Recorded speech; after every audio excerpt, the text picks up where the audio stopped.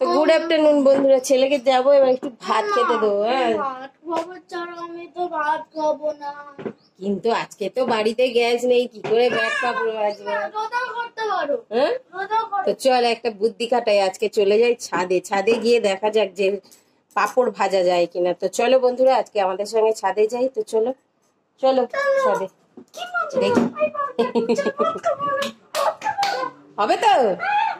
কতক্ষণ রেখে আসতে হবে, তবে ছাদে গিয়ে পা দিয়েছিলাম, একদম পা গরম হয়ে যাচ্ছিল।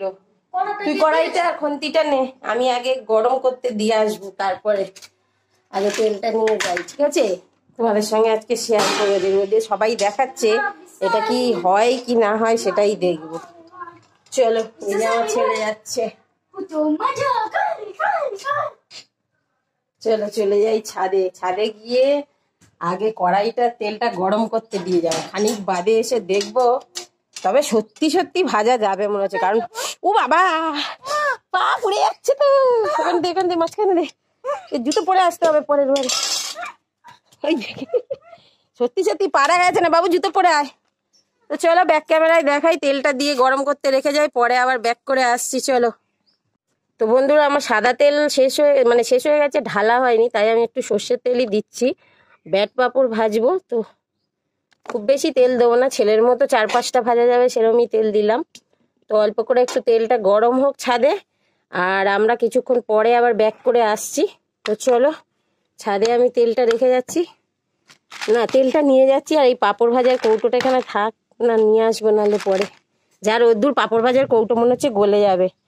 তো ছেলে তো অনেক আগেই পালিয়ে গেছে, আমি এই ছাদে রেখে দিয়ে এবার চলে যাচ্ছি।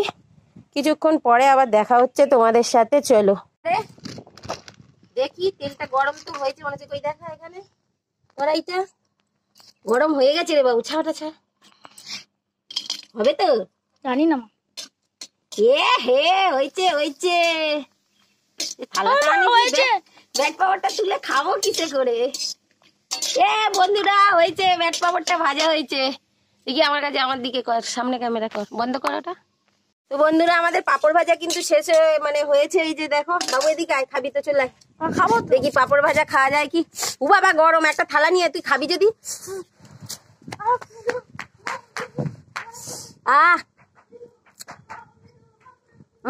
হয়েছে, তার মানে রোদে পাপড় ভাজা হয়, এটা কিন্তু শিওর। আর তোমরা কিন্তু দেখবে প্রায় ঘন্টা 2 মতন আমি রেখে গেছিলাম এটা। তো কড়াটা ঘন্টা 2 রেখে যেতে হবে, তেলটা রেখে যেতে হবে। পা কিন্তু ছাদে দেওয়া যাচ্ছে না, প্রচন্ড গরম, আর পুরো ঘেমেই যাচ্ছে, বুঝতে পারছি একদম প্রচন্ড। তোমরা এইভাবে কিন্তু বাড়িতে গ্যাস শেষ হয়ে গেলে পাপড় ভাজা করে খেয়ে দেখতে পারো। আমার ছেলে খেয়ে দেখে বলুক হেবি হয়েছে রে বাবু। আর একটু লাল লাল করে গো, এই লাল লাল রোদ্দুরে হয়, যেরম হয়েছে সেরম খা, খেয়ে দেখে বল কেরম হয়েছে, বল সেখানে। খুব ভালো হয়েছে, খুব ভালো হয়েছে বাবা, গরম তো হাত দিতে পারছি না। ভালোই কিন্তু গরম হয়ে গেছে সত্যি। বন্ধুরা, তোমরা কিন্তু এরকম ভাবে ভেজে খেয়ে দেখতে পারো। আর যদি ভিডিওটা ভালো লাগে তাহলে কিন্তু লাইক কমেন্ট করে দিতে ভুলো না। আর আমরা আজকে মা ছেলেতে এই কাণ্ডটা করলাম। তোমাদের বাড়ির বাচ্চারা যারা যারা এইটা করতে চায় করে দেখতে পারে। তবে বলছি, নিচে চলে যাচ্ছিস, খাবি না পাপড় ভাজা রোদ্দুরে বসে? এত রোদ আমার ছেলে সহ্য করতে পারছে না। আর তবে এটা কড়া রোদ্দুরে দিলে কিন্তু সত্যিই পাপড় ভাজা হয়, এটা কিন্তু একদম মিথ্যে কথা নয়। আর তোমরা কিন্তু দিয়ে এটা করে দেখতে পারো, সত্যি সত্যি। তেল আর কড়াইটা রেখে যাবে কিছুক্ষণ আগে, তারপরে কিছুক্ষণ পরে এসে দেখবে। আর পাপড় ভাজাটা সত্যি এই যে দেখো পুরো ভাজা হয়েছে একদম। আর একদম খেয়ে দেখে বলি কড়মড়ে হয়েছে কিনা, সত্যি কড়মড়ে হয়েছে। গরম।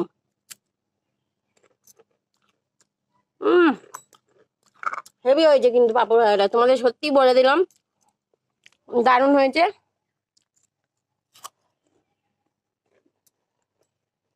তাহলে বন্ধুরা, আজকের মতো এটুকুনি। আর বলি, এই যে 4-5টা দেখছো আমরা ছাদে রয়েছি, আমাদের এই ছাদে অপূর্ব এই পরিবেশ।